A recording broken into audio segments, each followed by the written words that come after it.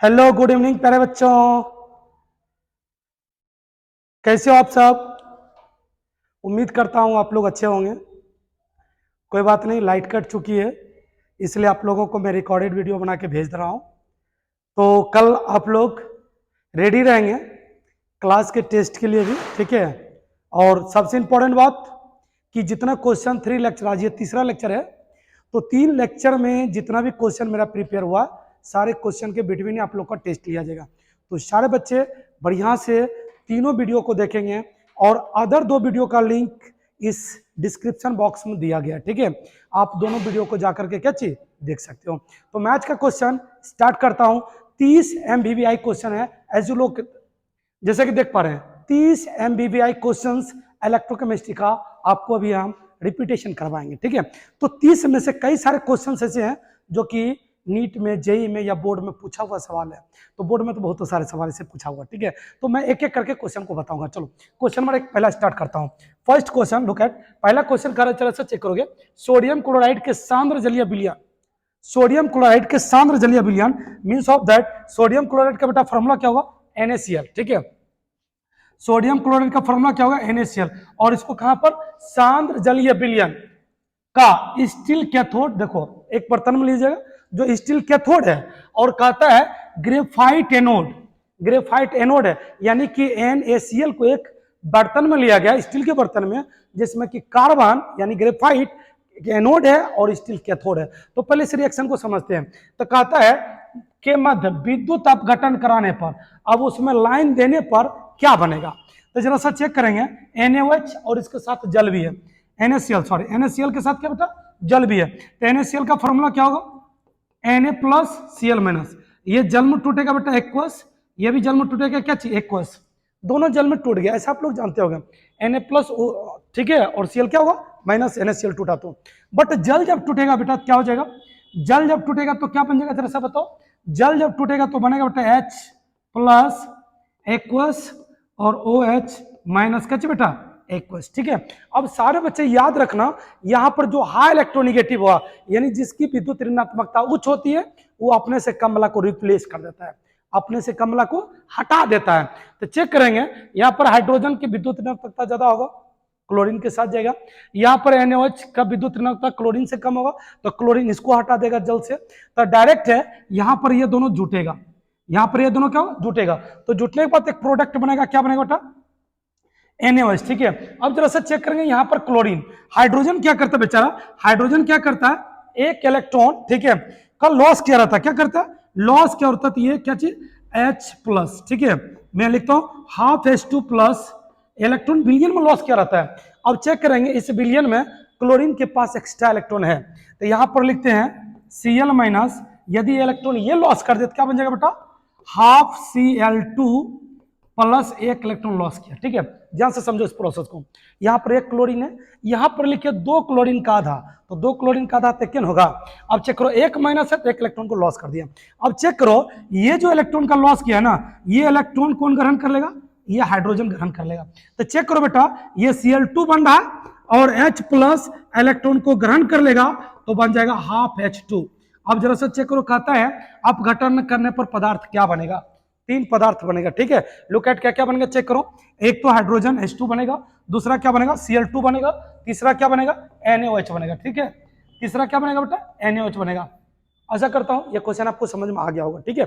तो चलते हैं नेक्स्ट क्वेश्चन नंबर 2 के लिए। इसी तरह से आप लोग को आज 30 क्वेश्चन का रिवीजन करना शुरू से लेकर के अंत तक, ठीक है। तो चलते हैं क्वेश्चन नंबर 2, ठीक है। चलो क्वेश्चन नंबर 2, सॉरी इसका आप लोग आंसर जरा सा चेक कर लोगे, क्या हो जाएगा बेटा, इसका क्वेश्चन क्या हो जाएगा, आंसर डी हो जाएगा, ठीक है। चलो नेक्स्ट क्वेश्चन की ओर चलते हैं। अब कहता है KNO3, जरा सा पढ़ोगे क्या कहता है, संतृप्त, संतृप्त विलयन का प्रयोग लवण सेतु के रूप में किया जाता है। जरा सा आपको पता होगा, दो अर्धसेल के बीच उल्टे यू आकार की जो नली होता है उसको लवण सेतु बोलते हैं। और लवण सेतु में भरा क्या गया बेटा, KNO3, क्या भरा गया, KNO3। अब KNO3 जब भरा गया तो KNO3 दो पार्ट में टूटेगा, ठीक है। कितने पार्ट में टूटेगा, 2 पार्ट में। तो K+ हो जाएगा और क्या हो जाएगा, ये NO3- हो जाएगा, K+ हो जाएगा और क्या हो जाएगा, NO3- हो जाएगा। अब चेक करो, कहता है K+ की गति NO3 से अधिक होता है, यदि ऐसा होगा तो याद रखेगा सेल का रिएक्शन अनबैलेंस हो जाएगा, तो मीन्स ऑफ दैट ये आपका गलत है। ठीक है, दूसरा कहते हैं NO3 की गति K से अधिक होगा, यानी कि डायरेक्ट बोलो, आप लोग को पता होगा लवण सेतु का क्या कार्य है, गति को बनाए रखेगा, आयन की गति समान होती है। ठीक है, उसके बाद ये चालकता को समान बनाए रखेगा, तो डायरेक्ट इसमें से कौन सा आंसर होगा बेटा, जरा सा चेक करो, K प्लस एवं NO3 की लगभग गति क्या चीज समान होगी, इसका करेक्ट आंसर है। ठीक है, ये भी इसका गलत है, क्लियर हो गया, इसका करेक्ट आंसर क्या होगा सी। आशा करते हैं आपको क्वेश्चन नंबर 2 भी समझ में आ गया होगा, और आप लोग लवण सेतु के बारे में बहुत विस्तार से क्लास में पढ़े भी है। ठीक है, चलिए क्वेश्चन नंबर चलते हैं 3 की ओर, मोस्ट इंपॉर्टेंट क्वेश्चन है। ठीक है, चलो क्वेश्चन नंबर 3, इसमें से चूक गया बेटा तो याद रखना बहुत सारे प्रॉब्लम आपको क्रिएट हो सकते हैं। क्वेश्चन नंबर 3 बहुत इंपॉर्टेंट क्वेश्चन है। ये बच्चा क्या करता है, नॉमिकल पोर्शन जैसे आता है हड़बड़ा के कूद खाते भाग जाता है, नहीं भागना, डटकर सामना करना। चलो अब आपको बताते हैं, यहां पर कहते हैं ampere, ampere means of that किसी बेटा आई है, ये क्वेश्चन में दिया गया आई का वैल्यू। दूसरा क्या कहता है, विद्युत धारा कितने मिनट तक, ये टी दिया गया टाइम 30 मिनट तक, तो कॉपर सल्फेट के विलयन से, वैसे जान रहे हैं कॉपर सल्फेट का फॉर्मूला क्या होता है, CuSO4, कहता बिलियन है, तो बिलियन तो बेटा इसको तोड़ो क्या बनेगा, Cu पर प्लस प्लस, ठीक है, ये एक्वस हो जाएगा, और प्लस हो जाएगा बेटा SO4 पर क्या चाहिए, माइनस माइनस एक्वस पर। अब आप लोगों से मैं एक सवाल करता हूं, ये दोनों में कितने इलेक्ट्रॉन का त्याग या ग्रहण हो रहा, तो वो n का मान हो जाएगा, आप लोग बता दो कमेंट सेक्शन में। एक्जेक्टली गुड, तो कमेंट सेक्शन में आप लोगों ने कहा 2 इलेक्ट्रॉन, तो इसके n का वैल्यू क्या हो जाएगा बेटा 2, क्लियर हो गया, n का वैल्यू क्या हो गया 2। अब जरा सा चेक करो, कहता है कितना कॉपर निक्षेपित होगा, यानी कितना कॉपर हमको बनाना है या बनेगा, या कितना कॉपर प्राप्त होगा, ऐसा सवाल आपको दिया रहेगा।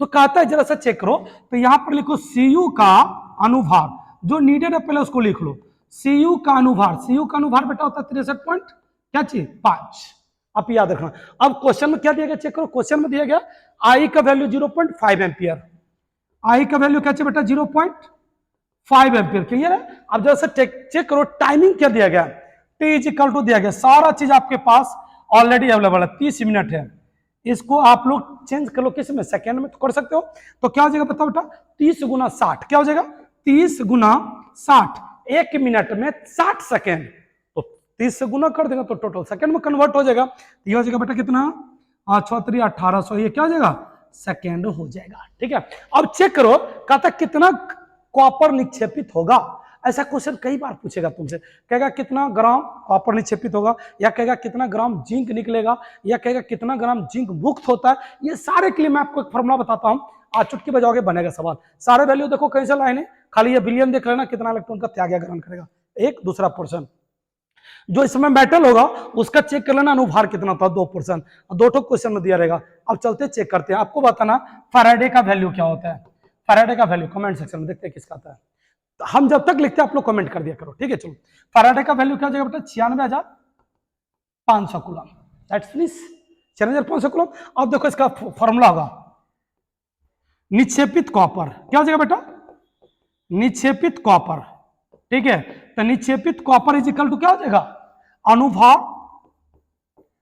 अनुभार इंटू क्यू बटे NF, अनुभार बटे क्यू इंटू NF।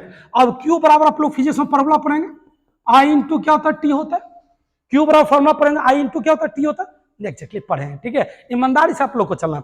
अब देखो आई और टी का वैल्यू मतलब ये दोनों मिला हो गया, तो बेटा ये दोनों मिलकर के क्यू बन जाएगा, दैट्स फिनिश, क्यू हो गया। अब अनुभार जरा सा चेक करोगे, अनुभार का वैल्यू दिया गया, अब चेक करो एन का मतलब नंबर ऑफ इलेक्ट्रॉन, एन का वैल्यू यहाँ 2 दिया गया भैया, फैराडे का वैल्यू 96,500, तो 96,500 उठाइए पटक दीजिए यहाँ पर सारे वैल्यू खटाखट सब निकल जाएगा। चलो तो अनुभार कितना हो जाएगा बेटा 63.5 इंटू क्यू का वैल्यू जरा सा चेक करो, आई इंटू टी, आई का वैल्यू 0.5, टी का वैल्यू कितना है, तो आई इंटू टी दोनों को गुना करेगा तो 1800 का आधा, माने 1800 गुना करेंगे 0.5, तो 1800 का आधा कितना होगा 900, तो क्यू की जगह बेटा क्या लिखते हैं डायरेक्ट 900, इतना तो तुम समझ ही सकते हो डायरेक्ट आया। अब चलोगे एन कितना बेटा 2, फैराडे कितना 96,500, 96,000 कितना बेटा 500, तो जरा सा चेक करोगे ये और ये दोनों फिनिश हो गए, दोनों जीरो क्लियर हो गया। अब जरा सा चेक करोगे, अब तो क्रॉसिंग कुछ बचा नहीं, मल्टीप्लाई कर लेंगे और मल्टीप्लाई करने के बाद इसको चेक करेंगे तो इसका आंसर आएगा 0.296, कैलकुलेट कर लें 0. कितना 296, ये आपका टोटल कैलकुलेशन करने के बाद आएगा। 3 का आंसर क्या आ जाएगा बेटा बी, आप कैलकुलेट करके देख लेंगे। ठीक है, क्लियर हो गया सारे बच्चे का? ओके, नेक्स्ट क्वेश्चन चलते, क्वेश्चन नंबर 4। 30 क्वेश्चन है, बस लगे रहो, ठीक है? कोई बच्चे इधर उधर नहीं करोगे। 30 क्वेश्चन, जो क्वेश्चन आपको लगे इंपॉर्टेंट है बिल्कुल हिट करो उसको, बिल्कुल लिखो, एक दो बार प्रैक्टिस करो, बहुत मजा आएगा। लेकिन छोड़कर नहीं भागो, छोड़कर भागने वाले को कायरा बोलते हैं, ठीक है? तो कायरा वाला काम मत करो। चलो नेक्स्ट क्वेश्चन की ओर चलते हैं। क्वेश्चन नंबर क्या बेटा? 4। कुछ क्वेश्चन ऐसे होंगे जो आपको लगेगा डिफिकल्ट है, कुछ क्वेश्चन में आपको बहुत मजा आएगा। तो इसका मतलब वो क्वेश्चन पर ज्यादा फोकस है आपको, तो याद रखिए कि उस क्वेश्चन पर फोकस करेंगे ज्यादा जो क्वेश्चन आपको परेशान ज्यादा करे, ठीक है? क्लियर? चलो next question, question number 4। Question number 4 में कहता है विद्युत अपघट्य जलीय विलयन की चालकता निर्भर करती है, चेक करेंगे, आयतनों में उपस्थित आवेश के कारण। जितना ज्यादा आवेश होगा उतना ज्यादा क्या होगा? आयन चलेगा, और जितना आयतन घटेगा आवेश बढ़ेगा, और जितना आयतन बढ़ेगा आवेश घटेगा, यानी दोनों ये सही है चालकता के लिए। अब चेक करें आयनों की गतिशीलता पर, यानी कि अब याद रखेगा जितना ज्यादा उसको हीट करेंगे उतना ज्यादा वो गतिशील होगा आयन, ठीक है? ये भी इसका सही है चालकता के लिए। अब चेक करें आयनों की संख्या पर, ये भी सही है, यानी कि डायरेक्ट हो जाएगा इनमें से क्या? उपयुक्त में से सही हो गया, कड़ी खत्म। देखो कितना, 1 मिनट भी नहीं लगा, ये क्वेश्चन बन गया। तो कुछ क्वेश्चन होंगे जो आपको थोड़ा टाइम लेकर के बताते हुए चले, ठीक है? चलो नेक्स्ट क्वेश्चन हम चलते, क्वेश्चन नंबर 5। देखो 30 क्वेश्चन 5वां क्वेश्चन आ गया ना, बहुत आसान है, आराम से चलो, कोई दिक्कत नहीं। चलो देखो विशिष्ट चालकता की मात्रा क्या होता है, तो पहले ये समझो विशिष्ट चालकता हम लोग बोलते किसको है, पहले ये समझना जरूरी है। तो विशिष्ट चालकता बोलेंगे, विशिष्ट चालकता जो बोलेंगे विशिष्ट प्रतिरोध के उल्टा को, ठीक है? तो मैं यहां लिखता हूं, ठीक है? सारे बच्चे देखोगे, विशिष्ट चालकता, विशिष्ट चालकता जो है बेटा वो विशिष्ट प्रतिरोध का उल्टा होगा, और विशिष्ट प्रतिरोध जो बोलते हैं वो बोलते हैं प्रतिरोधकता को, यानी तो उसको प्रतिरोध स्थिरांक बोला जाता है, यानी तो उसको क्या चाहिए? स्पेसिफिक रेजिस्टेंस भी बोल सकते हो इंग्लिश में, यानी तो उसको रो भी लिखा जाता है, ठीक है? तो विशिष्ट प्रतिरोध तो तुम यहाँ लिख लो, कोई दिक्कत नहीं है, ठीक है? अब इसका जरा सा फॉर्मूला क्या होगा जरा सा चेक करो, इसको डिनोट किया जाएगा, इसको सूचित करेंगे कप्पा से, इसको अभी 10 बताए तो ये हो जाएगा, इसको कप्पा बराबर 1/रो, इसको डिनोट किया जाएगा रो से, अभी जस्ट आपको बताया। अब जरा सा चेक करो रो बराबर क्या फॉर्मूला होता है, यहाँ पर भी लॉजिक है। तो याद रखिए आपको बताए थे प्रतिरोध को प्रभावित करने वाले कारक, वहां से रो का फॉर्मूला निकलता है। तो लंबाई जितना बढ़ेगा प्रतिरोध उतना ज्यादा बढ़े, ठीक है? और जितना मोटाई या क्षेत्रफल बढ़ेगा, एरिया बढ़ेगा, उतना इसका प्रतिरोध घटता है, तो उल्टा होता है, मोटाई बढ़ेगा प्रतिरोध घट जाएगा, लेकिन लंबाई बढ़ेगा प्रतिरोध, तो ये समानुपाती होता है, ये व्युत्क्रमानुपाती है। तो बेटा देख रो आर बराबर क्या हो जाएगा, आर बराबर होगा, एक रो ले लो, ये कांस्टेंट है, समानुपाती हटा है, समानुपाती हटा है तो कांस्टेंट लगा, लेना ही पड़ेगा ना तुमको, समानुपाती हटा है तो कांस्टेंट लेना पड़ेगा, चाहे फिजिक्स पढ़ो, केमिस्ट्री पढ़ो, मैथ पढ़ो, जैसे समानुपाती हटा है कांस्टेंट को ले लो। चलो इनटू हो जाएगा बेटा एल बाय। अब चेक करो यहाँ पर तो रो ही है ना, यहाँ पर तो रो है ना रो, तो रो बराबर बताओ क्या हो जाएगा, R into A upon L is equal to rho. Confuse? एक काम करो यहां से उठाओ, रो का वैल्यू ऊपर रख दो, यहां से रो का वैल्यू उठाओ और यहां पर रख दो, तो फटाफट से जरा सा चेक करोगे क्या हो जाएगा, बताओ। कप्पा इज इक्वल टू क्या हो जाएगा बेटा, 1/रो, तो रो की जगह पर आर इंटू ए अपॉन क्या हो जाएगा एल, ये एल का नीचे ऊपर आ जाएगा, तो चेक करो बेटा ये हो जाएगा kappa is equal to 1/r into L/A। Clear हो गया? अब एक बात जरा सा बताओ, 1/r है, ठीक है? तो आप जरा सा चेक करो कप्पा का यूनिट क्या होगा, 1/r, तो r का होगा वो, और इनवर्स ऊपर जाएगा तो इनवर्स हो जाएगा, इंटू L/A, तो मान लो ये भी सेंटीमीटर है और क्षेत्रफल का सेंटीमीटर स्क्वायर होता है, लंबाई का सेंटीमीटर और क्षेत्रफल का लिखें सेंटीमीटर स्क्वायर, ये सेंटीमीटर स्क्वायर कट जाएगा, तो क्या हो जाएगा चेक करो, पर ओम पर सेंटीमीटर, यानी तो बेटा लिखा जाता है सी में सेंटीमीटर इनवर्स। क्लियर हो गया? तो इसके अकॉर्डिंग कौन सा इसका होगा, पर ओम पर सेंटीमीटर, इसका सी आंसर हो जाएगा। चेक करोगे, अभी आप लोग को कभी कभी इस पर सवाल भी आता है, इस पर न्यूमेरिकल भी कभी कभी पूछा जाता है। क्या पूछा जाएगा, विशिष्ट प्रतिरोध दे देगा, प्रतिरोध दे देगा और कहेगा L/A है, तो याद रखिएगा सेल स्थिरांक एक फॉर्मूला होता है G स्टार बराबर L/A, तो कभी कभी यहाँ पर L/A दिया रहेगा, कहेगा तुमको ये दोनों का मान दिया गया है, सेल स्थिरांक निकालो, एक्स्ट्रा चीज में बताए जो आगे तुमको काम देगा। चलो क्वेश्चन में कितना चलता है बेटा, 6। अब कहता है सेल स्थिरांक का निर्धारण जलीय विलयन की चालकता का माप ज्ञात किया जाता है, तो याद रखिएगा सबसे ज्यादा शुद्ध किसी भी सांद्रता पर, किसी भी ताप पर वो देता है एक ही विलयन है जिसका नाम है केसीएल, ठीक है? रिपीट करो, कोई भी सांद्रता उठा करके ले लो, कोई भी टेम्परेचर ले लो, उसमें सबसे ज्यादा शुद्ध वैल्यू कौन देता है, केसीएल देता है। इसलिए सेल स्थिरांक का निर्धारण KCl के जलीय विलयन के चालक माप द्वारा ज्ञात किया जाता है। ठीक है, क्लियर हो गया? ये क्वेश्चन याद रखिए, ये क्वेश्चन कई बार पूछा गया। अलग अलग टेम्परेचर इसके लिए हो सकता है, फिर भी ये सही वैल्यू देगा, जबकि दूसरा के लिए टेम्परेचर अलग होगा तो वैल्यू को बदल देता है, सांद्रता अलग हो तो वैल्यू को बदल देता है, लेकिन KCl में ऐसा बात नहीं होता। क्लियर हो गया? चलो नेक्स्ट क्वेश्चन की ओर चलते हैं। क्वेश्चन नंबर 7 कहता है एक तुल्यांकी भार चांदी कैथोड पर जमा करने के लिए आवश्यक होगा। एक तुल्यांकी भार, याद रखिएगा। चलो जरा सा चेक करते हैं। तो कहता है एक तुल्यांकी भार चांदी कैथोड पर जमा करने के लिए आवश्यक होगा। तो सबसे पहले देखेंगे Ag क्या था, Ag प्लस। यह क्या करेगा प्लस, Ag कब बनेगा, Ag प्लस है, एक इलेक्ट्रॉन किसी से लेगा बन जाएगा Ag। अब चेक करोगे भैया ये क्या रहा, इसके आगे एक लिखा हुआ है, इलेक्ट्रॉन के भी आगे एक लिखा हुआ। ये लॉजिक को समझना, ये लॉजिक अभी बहुत काम देगा आपको। एक ये मोल इलेक्ट्रॉन है, क्लियर है, और वो क्या जरा सा चेक करोगे, ये आपका पता है एक मोल Ag, ये क्या हमारा एक मोल Ag। ठीक है, अब जरा सा चेक करोगे यहां पर एक मोल इलेक्ट्रॉन, यहां पर ही बेटा क्या एक मोल इलेक्ट्रॉन जो होता है ना वो एक फैराडे के बराबर होता है। कितना के, एक फैराडे के बराबर। और एक मोल चांदी का जो भार होता है वो कितना होता है, जरा सा चेक करोगे 108 ग्राम। ठीक है, अच्छा जरा सा चेक करो, एक फैराडे को कितना बोलेंगे 96,500 कूलम बराबर 108 ग्राम चांदी, यानी 108 ग्राम हमको चांदी निकालना है ना। तो बेटा याद रखिएगा एक फैराडे लगेगा या 96,500 कूलम बोलेंगे, या एक तुल्यांकी चालकता उसको बोलेंगे जो यहाँ पर आपका दिया गया है। ठीक है, तो चेक करेंगे एक तुल्यांकी भार कैथोड पर जमा करने के लिए आवश्यक होगा। तो कितना आवश्यक होगा, देखो 96,500 कूलम, 96,500 कूलम ना मिले तो 9.6 इंटू 10⁴ कूलम आपका ये क्या हो जाएगा करेक्ट आंसर। देखो कितना आसान सवाल है, सारे आसान सवाल है। इस लॉजिक को समझ गया तो आगे नेक्स्ट क्वेश्चन 8 9 कई सारे क्वेश्चन इस पर बनेगा। ठीक है, चलते क्वेश्चन नंबर 8 चलें। क्लियर है? किसी बच्चे को ऐसा लगे दिक्कत है तो आप कमेंट सेक्शन में लिखो, मैं उस पर एक्स्ट्रा वीडियो बना के डालूंगा। ठीक है, क्लियर हो? और हो सकता है तो और विस्तार बनाएगा, नो प्रॉब्लम, वीडियो लंबा हो जाए बट कंसेप्ट आपका क्लियर होना चाहिए। ठीक है, जरूरी है कि बहुत शॉर्टकट भागे तो कंसेप्ट कुछ नहीं, शॉर्टकट भी जाना है, कंसेप्ट भी लेना, दिक्कत है तो उसको लॉन्ग कट भी लेना। क्लियर बेटा? चलो नेक्स्ट क्वेश्चन नंबर 8। ठीक है, कहता है लोहे पर जंग इसकी उपस्थिति में लगता है। तो लोहा पर जंग तभी लग सकता है जब वायु होगा, जब आर्द्रता होगा, जब उसका खुदरा सतह होगा, जब उस पर नमी जमा होगा, जब उसको लवण में रखेंगे, तो ये सारी चीज प्रॉपर होता है। ठीक है, तो प्रॉपर क्वेश्चन में क्या देगा, क्वेश्चन में कहता है O2 एवं N2। तो याद रखिएगा N2 जो होता है ना, N2 क्रिया नहीं करने था, N2 का तो बात आता है, तो ये दोनों है इसलिए गलत हो जाएगा। चेक करो, कहता आर्द्रता, आर्द्रता मतलब क्या हो जाएगा, वायु हो जाएगा, वायु में जो नमी होगा उसको आर्द्रता बोलेंगे। ठीक है, H2 को। अब केवल कहता O2 रहेगा फिर भी रिएक्शन करेगा। अब कहता आर्द्रता होगा फिर भी रिएक्शन करेगा। तो इसमें से क्या चाहिए, दो ऑप्शन सही है, लेकिन ये दोनों ऑप्शन है, तो इसमें से केवल और केवल आपको चूज करना क्या चाहिए, आर्द्रता चूज करना। ठीक है, केवल यहाँ पर ऑक्सीजन है इसलिए यहाँ पर छोड़ रहे इसको, आर्द्रता 100% जंग लगा देगा। ठीक है, क्लियर हो गया बेटा? चलो नेक्स्ट क्वेश्चन की ओर। O2 भी हो सकता है याद रखना, लेकिन यहाँ पर लगा दिया केवल O2। तो केवल O2 रहेगा तो थोड़ा टाइम लगेगा जंग लगाने में, लेकिन यहां पर आर्द्रता रहेगा तो जंग तुरंत लग जाएगा। ठीक है, चलो नेक्स्ट क्वेश्चन की ओर चलते हैं।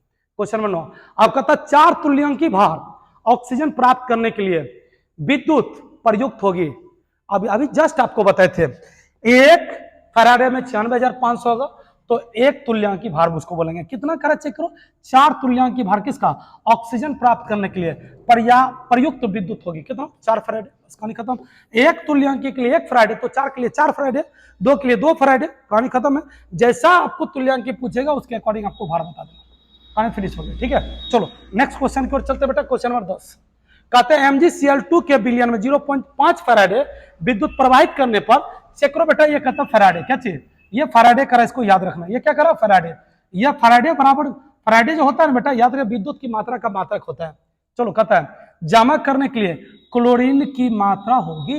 अब इसमें से खोजना क्लोरीन कौन सा होगा, काफी इंपॉर्टेंट पॉइंट है। ठीक है, चलो एक काम करते हैं, हमको फैराडे दिया गया, किसके बारे में पूछना, क्लोरीन के बारे में। अभी जस्ट आप लोग को एक फॉर्मूला पूछे थे, बताओ क्लोरीन का या किसी का भी निकालना हो तो बहुत आसान सवाल है। ठीक है, या तो उसका तुल्यांकी भार निकाल लो, या तो उसको मोल और इलेक्ट्रॉन के आधार पे निकालो। तो सबसे पहले इसको तुम लोग तोड़ो, MgCl2 टूटेगा बेटा तो बनेगा क्या चीज, तो मैं आपको कंसेप्ट बताता हूं, Mg++ और Cl की संयोजकता एक होता है, लेकिन क्लोरीन 2 है, तो ये 2 को क्लोरीन पर एक होगा माइनस, Cl2 माइनस हो गया। अब जरा सा चेक करो, कहता है कि जमा होने वाली क्लोरीन की मात्रा होगी, कितना क्लोरीन जमा होगा आपको ये पूछा जा रहा है। ठीक है, अब कहता है फराडे दिया गया, कितना फराडे दिया गया? 0.5 फराडे दिया गया। काफी इंपॉर्टेंट सवाल है। अब जरा सा बताओ इसमें एन की वैल्यू क्या होगी। फर्स्ट ऑफ ऑल तो आपको यह बताना पड़ेगा, क्या बताना पड़ेगा बेटा? एन की वैल्यू क्या होगी? 2 होगी। कन्फ्यूज है? कहीं कोई दिक्कत इसमें नहीं? चलो अच्छा, अब जरा सा चेक करते हैं, ये जो हमारा 2Cl माइनस है, ठीक है, ये क्या करेगा? 2 इलेक्ट्रॉन किसी से लेगा, 2 इलेक्ट्रॉन किसी से लेगा। जैसे 2 इलेक्ट्रॉन लेगा तो बेटा ये बन जाएगा Cl2। क्या बन जाएगा? ये Cl2। जैसे Cl2 बनेगा तो आप जरा सा इसको एक एक नियम से बनाते हैं, बहुत मजा आएगा। एक एक नियम से बनाते हैं, ठीक है। अब जरा सा चेक करोगे, ये 2 मोल इलेक्ट्रॉन बराबर हो जाएगा 1 मोल Cl2। 2 मोल इलेक्ट्रॉन बराबर कितना हो जाएगा? 1 मोल Cl2। अब जरा सा चेक करोगे, 2 मोल इलेक्ट्रॉन को 2 फराडे बराबर क्या लिखोगे बेटा? 1 मोल Cl2, ठीक है। अब जरा सा चेक करोगे, सारे बच्चे ये बताओगे, यहां पर आपको दिया गया कितना? 0.5 फराडे, ठीक है। अब जरा सा चेक करोगे, यहां पर 1 फराडे में कितना होगा? 1 फराडे बराबर कितना होगा? चेक करो, इसका जो वेट हो जाएगा, इसका Cl का वेट 35.5, तो दुगुना करो, कितना हो जाएगा? 35.5। 1 मोल Cl2 बराबर, याद रखिए बेटा, 1 क्लोरीन का भार होगा 35.5, तो 2 क्लोरीन तो इसका हो जाएगा कितना? 71 ग्राम। ठीक है, तो मैं यहां लिखता हूं 1 मोल क्लोरीन। क्या बेटा? 1 मोल क्लोरीन। 1 मोल क्लोरीन की जगह 71 ग्राम। कहां से आया? तो 1 क्लोरीन का भार 35.5 होता है, तो 2 का 71 हो जाएगा। तो यहां पर लिखते हैं कितना बेटा? ये हो जाएगा हमारा 71 ग्राम। क्या चाहिए? Cl2। ठीक है, सॉरी 2 फराडे में, 2 फराडे में। अब चेक करते हैं 1 फराडे के लिए कितना होगा। इसलिए बेटा हो जाएगा 1 फराडे बराबर कितना? 71/2। ठीक है, कितना? 71/2। बट क्वेश्चन में जरा सा चेक करो, क्या क्या रहा? 0.5 फराडे के लिए, तो हो जाएगा यहाँ पर हमारा 0.5 फराडे इक्वल टू 71/2 इंटू कितना? 0.5। जरा सा यहाँ पर 10 से मल्टीप्लाई कर दो, ये हो जाएगा 2। इसको खत्म कर लो, 71/4। 71/4, तो आपका ये कैलकुलेशन करके हो जाएगा 17.75 ग्राम। कहानी फिनिश करके आप लोग देख लीजिएगा। देखिए कितना आसान है, बहुत आसान है। एक एक नियम पे चलेंगे, फट से बन जाएगा। ठीक है, एक एक नियम पे चलेंगे, फट से बन जाएगा। आप कंसेप्ट को केवल क्लियर रखो। मैंने क्या इसमें कंसेप्ट दिया, जरा से चेक करो। सबसे पहले देखेंगे वहां पर कंपाउंड क्या? MgCl2 है। पूछ किसके बारे में रहा? Mg के भी बारे में पूछता, तो यही लिखते हैं। यहाँ पर पूछ दिया क्लोरीन के बारे में, तो यही मेथड अपनाएंगे। तो चलो जरा सा चेक करते हैं। क्लोरीन के भी बारे में पूछ दिया, नो प्रॉब्लम। जरा सा चेक करेंगे, कहता प्रवाहित करने पर जमा होने वाला। तो MgCl2 को पहले तोड़ो, M2+ हो जाएगा बेटा, और Cl- हो जाएगा, और 2 क्लोरीन का आगे 2 लगा देंगे। अब देखो कितना इलेक्ट्रॉन का त्याग ग्रहण करा, तो 2 का 2 लिख दिया यहाँ पे। अब जरा सा चेक करो, ये 2 क्लोरीन इलेक्ट्रॉन को ग्रहण किया था, लेकिन जरा सा चेकआउट करोगे, सॉरी 2 इलेक्ट्रॉन ये क्या किया था? ग्रहण किया था। यहां पर मिस हो गया बेटा। ठीक है, 2 क्लोरीन इलेक्ट्रॉन को, ठीक है, Cl है, ये Cl2 है, ओके।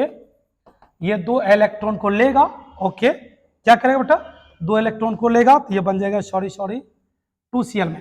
क्लियर हो गया क्या? 2 इलेक्ट्रॉन को लेने के बाद ये क्या बन जाएगा? 2Cl- बन जाएगा।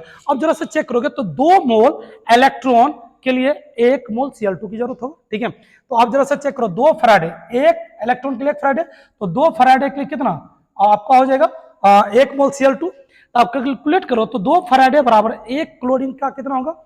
1 क्लोरीन का हो जाएगा बेटा 35.5, 2 के लिए तो 71.5। ठीक है, 71 ग्राम Cl2, 5 नहीं, सॉरी 71 ग्राम Cl2 हो जाएगा। तो चेक करो 1 फराडे के लिए कितना होगा? इधर 2 गुना था, उधर जाके भागा, 71/2।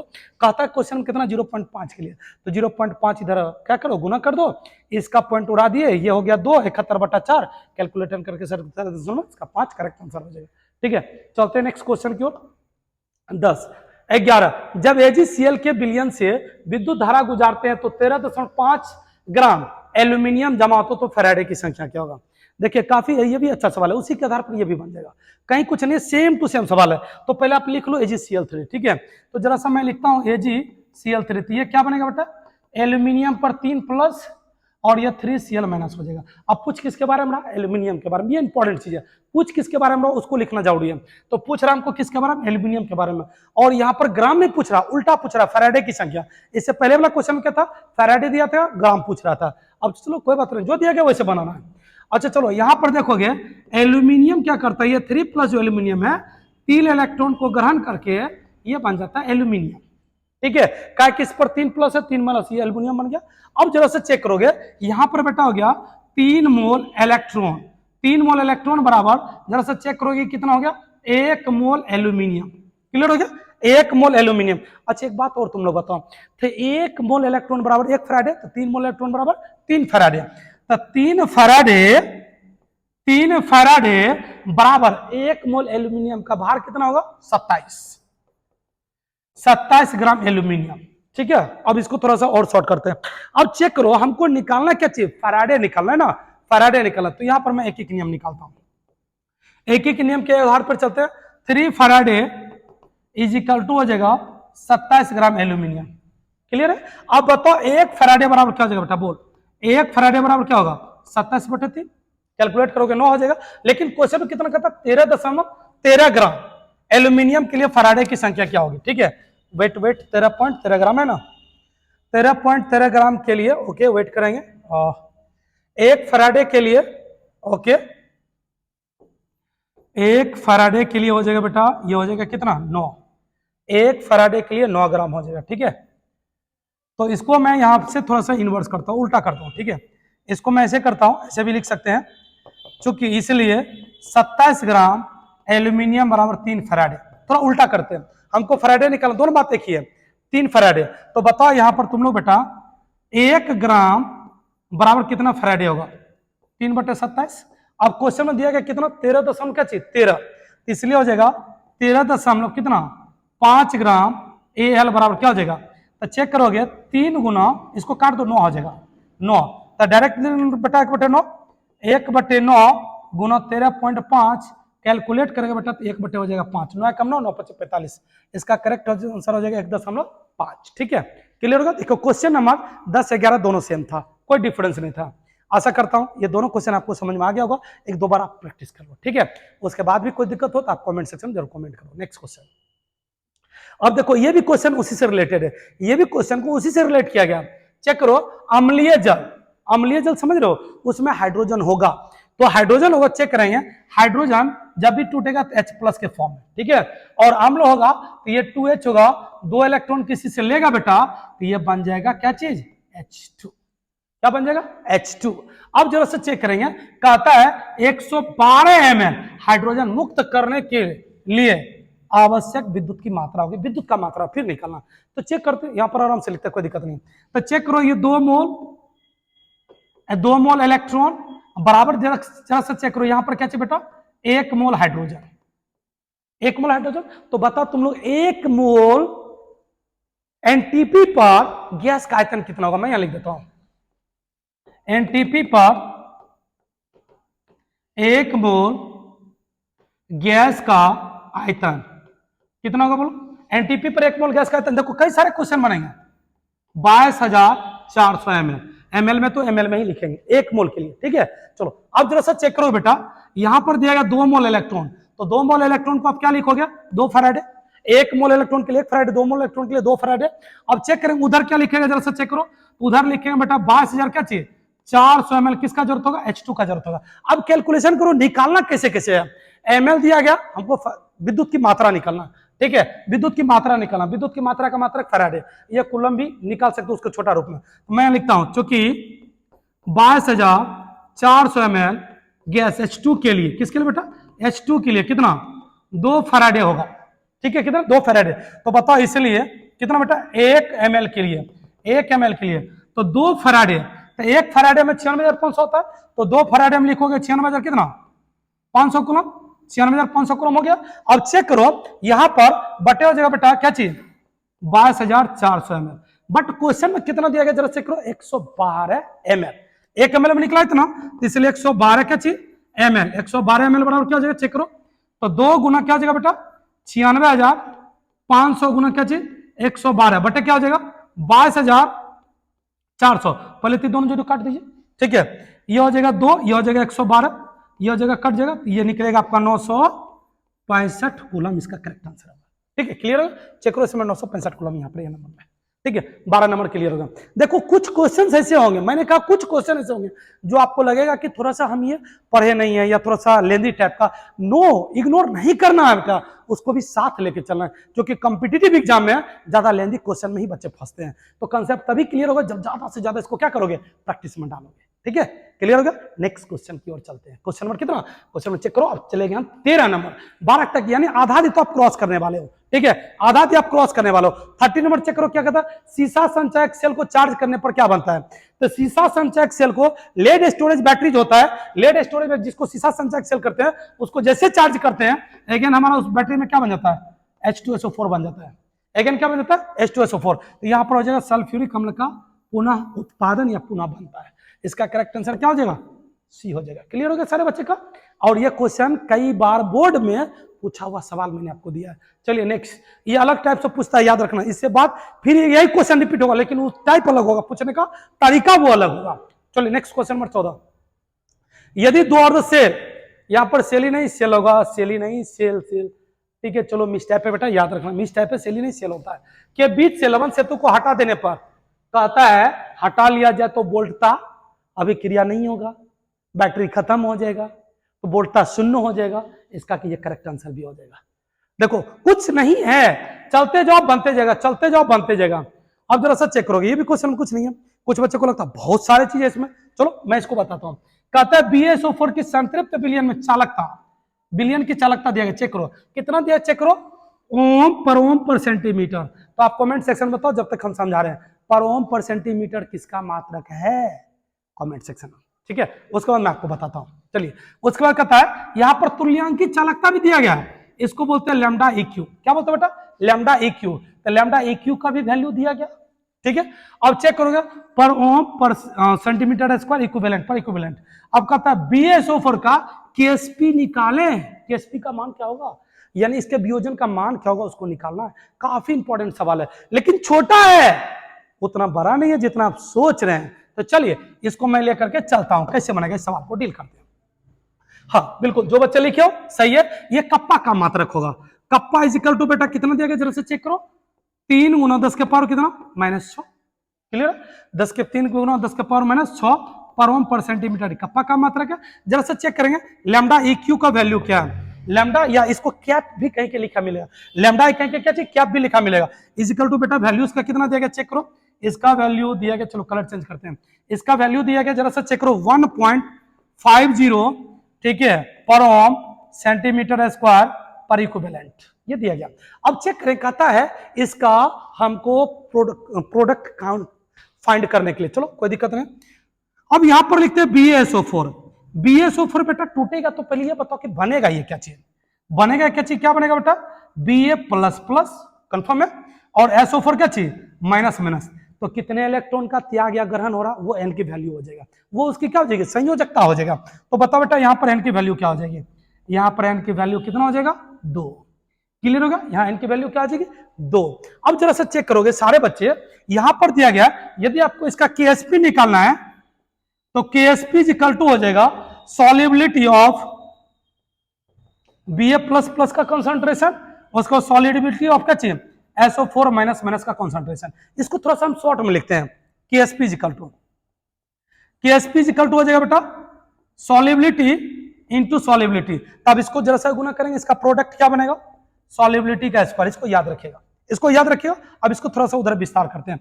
अब सारे बच्चे जरा सा चेकआउट करोगे, यहां पर मैं लिखता हूं, आप बताओ लैम्डा या cap M is equal to क्या हो जाएगा, cap M is equal to हो जाएगा बेटा 2 into lambda EQ, 2 into lambda EQ, यानी ये 2 क्या है, n फैक्टर है, या यहां पर लिख दो संयोजकता गुना, ठीक है।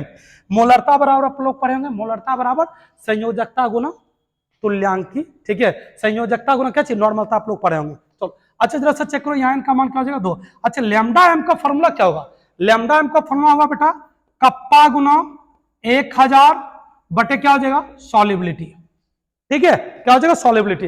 अब चेक करो n की वैल्यू क्या बेटा, 2, n की वैल्यू क्या है, 2 इंटू, जरा सा चेक करोगे आपके पास लैम्डा EQ का वैल्यू दिया गया 1.5, तो 1.5 मैं लिखता हूं।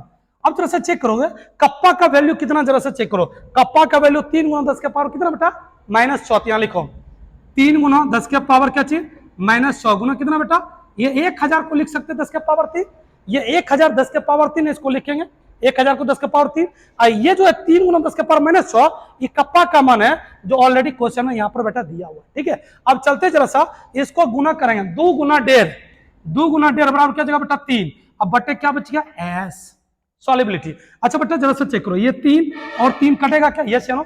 इधर जरा सा चेक करो, ये गुना में उधर जा क्या हो जाएगा, सॉरी इधर भाग में उधर जा गुना में।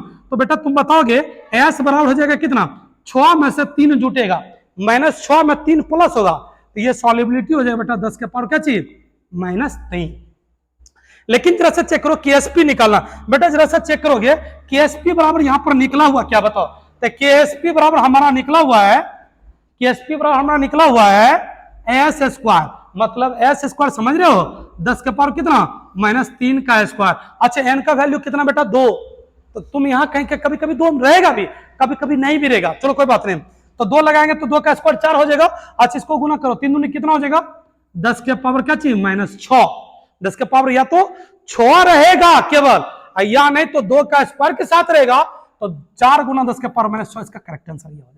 देखो कितना आसान सवाल है, ठीक है। तो याद रखिएगा, ये इसका मैं लिख देता हूं पार्ट 1, इसका ये पार्ट 1 और ये इसका क्या हो गया पार्ट 2। बहुत ही आसान सवाल था, ये आपका कहानी खत्म, ठीक है। आप वाला इसको 1-2 बार प्रैक्टिस कर लो, ठीक है।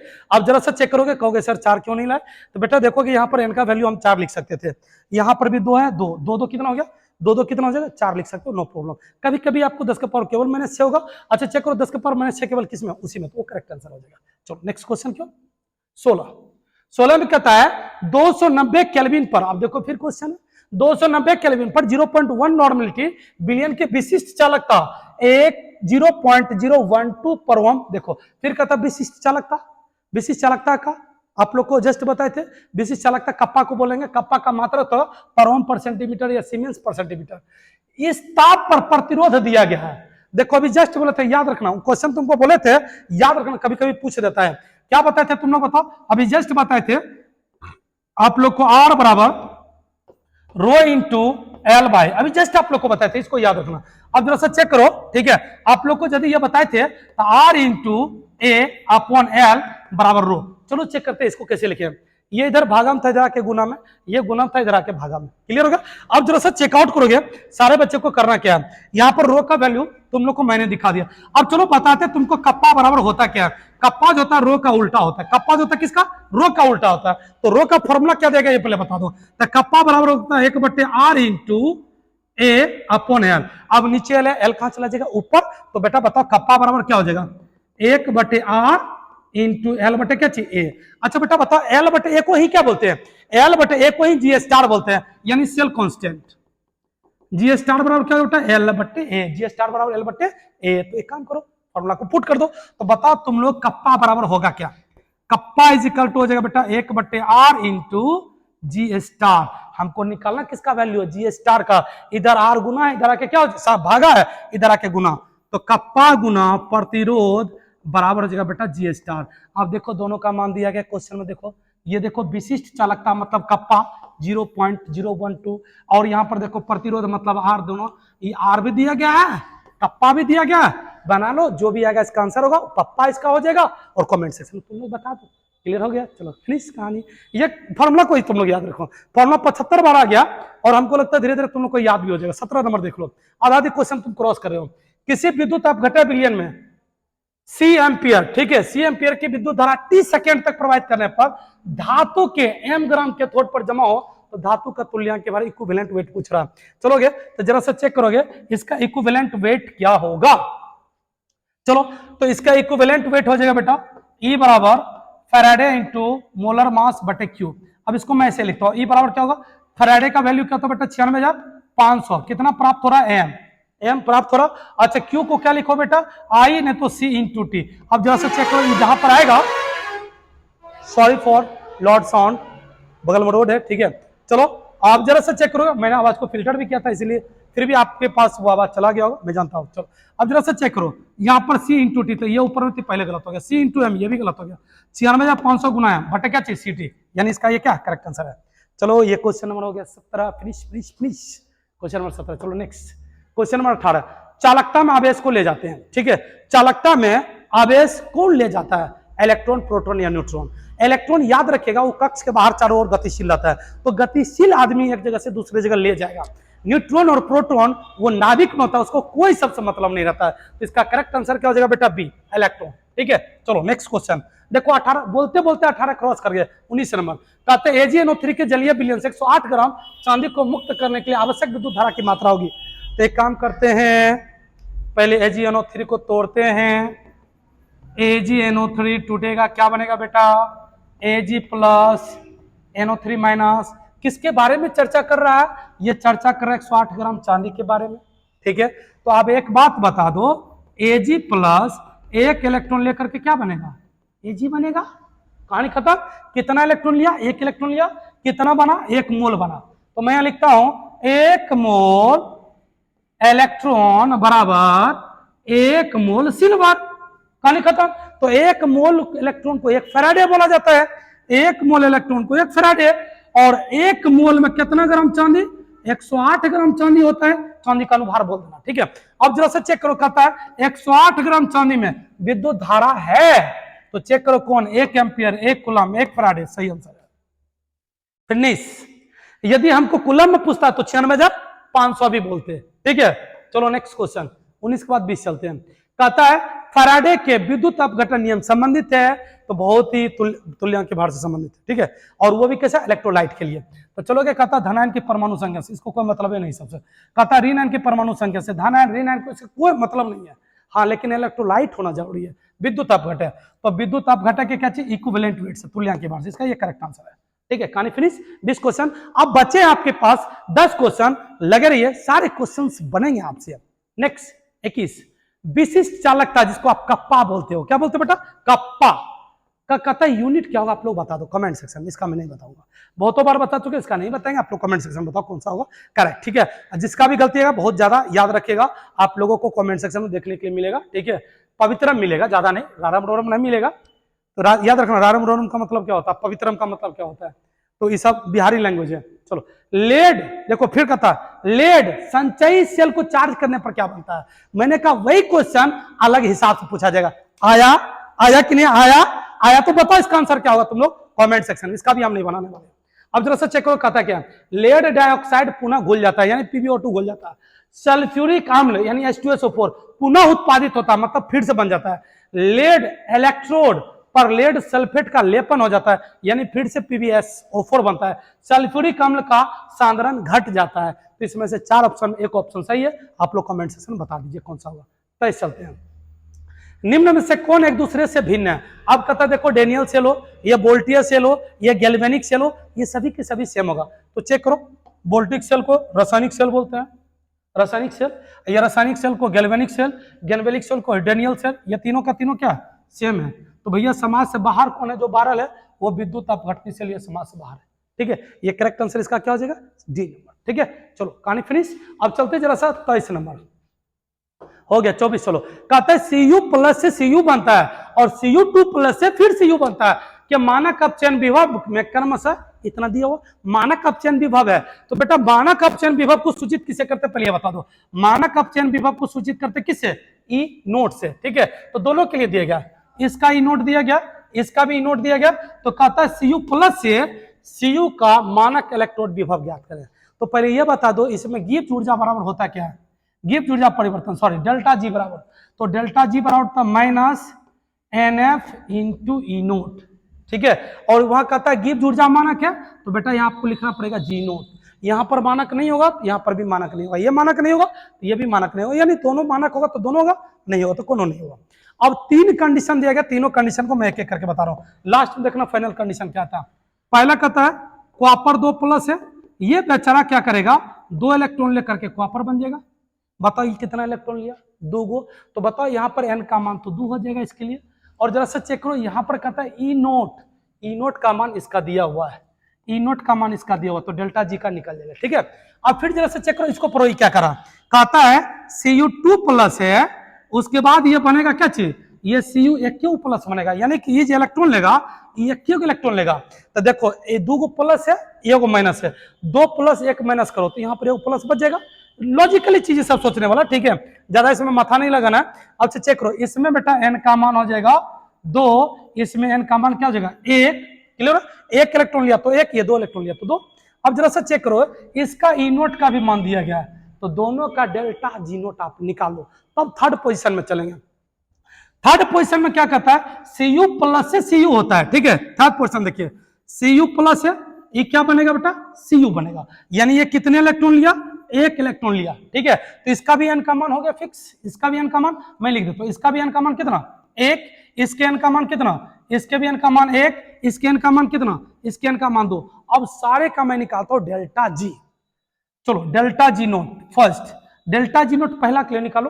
पहला के लिए क्या बनेगा बताओ, एन ई नोट एफ। तो एन की वैल्यू क्या बेटा, माइनस एन की वैल्यू क्या चेक करो 2, और एफ की वैल्यू छोड़ दो, एफ को छोड़ दो, और ई नोट बता दो कितना, ई नोट है 0.337, मल्टीप्लाई करो इंटू 0.337। बहुतों बच्चों को इस क्वेश्चन से डर लगता है, बहुतों बच्चों को लगता है, बट आज के बाद डर बिल्कुल भी नहीं लगेगा। मल्टीप्लाई करो बेटा, 7 दूनी 14, 4 बाकी 1, 3 दूनी 6, 1 7 हो जाएगा, 3 दूनी 6 हो जाएगा, 0.674 फैराडे जी नोट 1 का वैल्यू। अब दूसरा के लिए निकालो, तब फाइनल बताएंगे। सेकंड जी नोट 2 बराबर क्या लिखोगे, दूसरा के लिए बताओ। तो बेटा फॉर्मूला सबके लिए सेम है, माइनस एन का वैल्यू 1 है, इंटू एफ इंटू ई नोट। दूसरा के लिए ई नोट का मान दिया गया 0.153, कितना देगा बेटा 0.153। गुना भी करोगे तो वही रहेगा ना, तो गुना भी करो तो वही रहेगा, कितना 0.153 फैराडे ही रहेगा। अब हमको निकालना किसका, डेल्टा जी नोट 3 का मान, डेल्टा जी नोट 3 का मान इज इक्वल टू क्या होगा जरा सा बताओगे, इज इक्वल टू हो जाएगा बेटा delta G note 1 minus delta G note क्या चीज 2। क्लियर हो गया। अच्छा इसका फॉर्मूला लिखो तो बेटा क्या जो minus N F E naught, तीसरा हो जाएगा ये।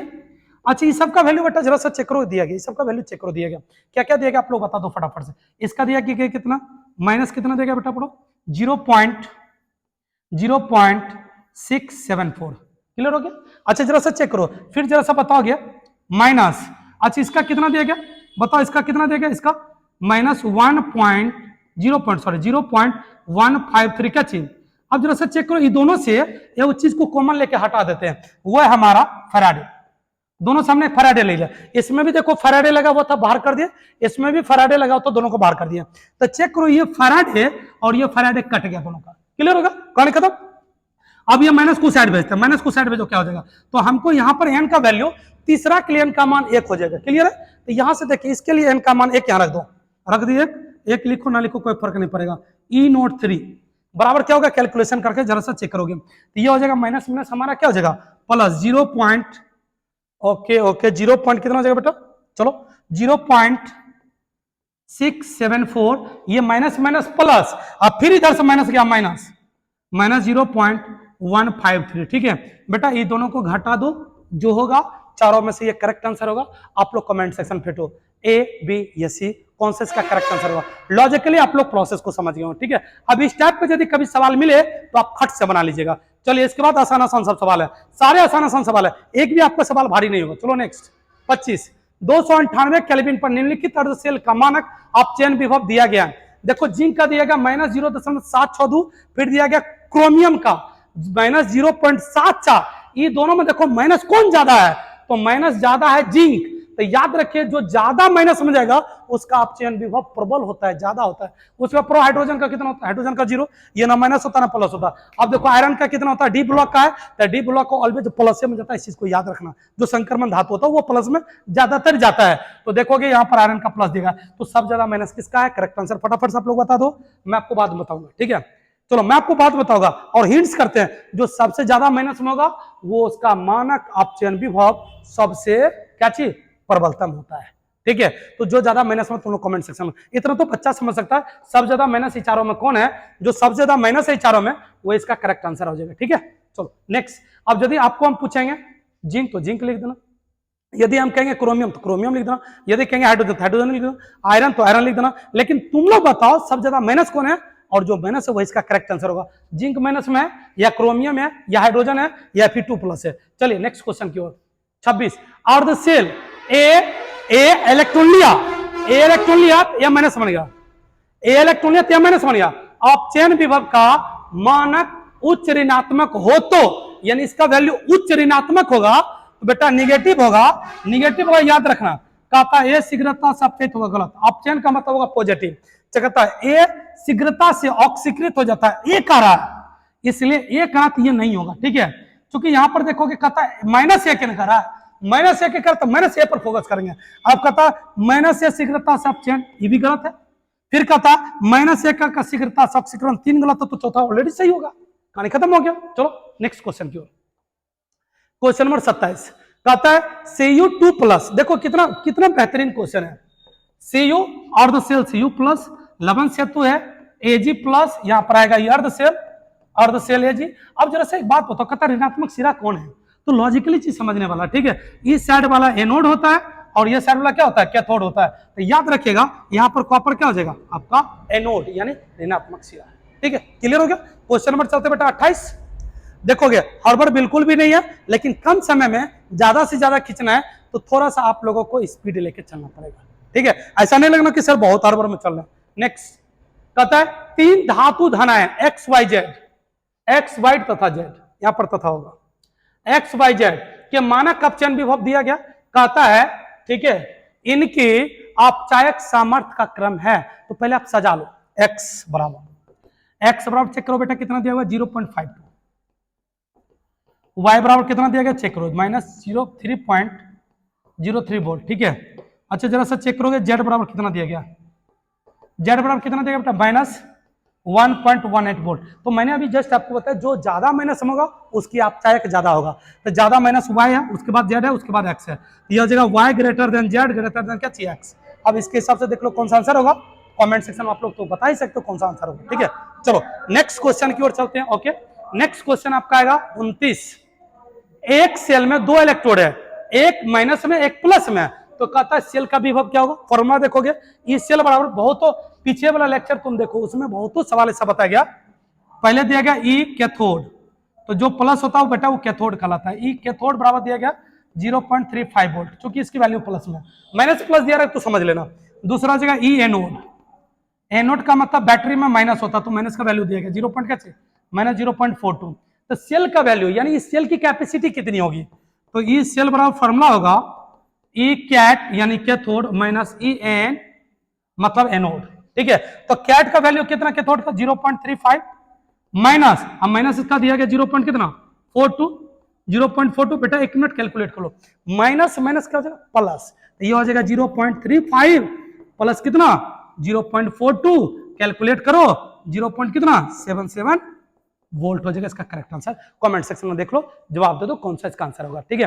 अब देखो कई सारे क्वेश्चन को आप लोग को ही ऊपर छोड़ रहे हैं और आप लोग भी इसका जवाब देते जाओ, हमें तब लगेगा कि आप लोग भी पढ़ रहे हैं। लास्ट क्वेश्चन 30 और लास्ट कंसेस यहां तक जो भी बच्चे थे बहुत बहुत धन्यवाद, और जरूर कमेंट करेंगे कि ये वीडियो आपको कैसा लगा, चूंकि रिकॉर्डेड करके आपको भेज रहे हैं। इससे पहले मैंने रिकॉर्ड उतना नहीं किया, केवल लाइव ही लिया है।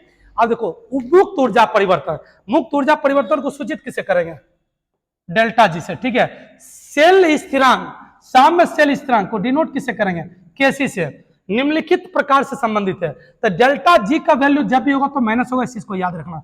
ये प्लस से काट दो, ये भी प्लस से काट दो, ये भी कुछ नहीं काट दो, करेक्ट आंसर इसका ये हो जाएगा, ठीक है। तो चलोगे क्वेश्चन नंबर 30 तक बन गया आपका कहानी फिनिश। मैं ऐसा करता हूं कि आपको वीडियो अच्छा लगा होगा और आप लोग कल के लिए रेडी रहेंगे क्लास में, और कल मैं आप लोगों का क्लास में टेस्ट लेने वाला हूं और सारे बच्चे जमजुट करके आओगे। कल यदि आप टेस्ट नहीं देते हो तो याद रखना मैं आपका बिल्कुल भी स्ट्रिक्ट मोड में क्लास क्लोज करवा दूंगा, ठीक है। पढ़ो मन लगा के, यही करना है, दूसरा कोई आपको काम नहीं करना। घर में पढ़ोगे तो रिजल्ट आपका बेहतर बनेगा, क्लास में आप रिजल्ट बेहतर लाओगे तो आपके लिए बहुत अच्छा होगा। यहां तक क्लास करने के लिए बहुत बहुत धन्यवाद, थैंक यू सो मच इतना प्यार और सपोर्ट करने के लिए। मिलते हैं अगले वीडियो में नेक्स्ट क्लास में जोश खरोश नए अंदाज के साथ, तब तक के लिए जय हिंद।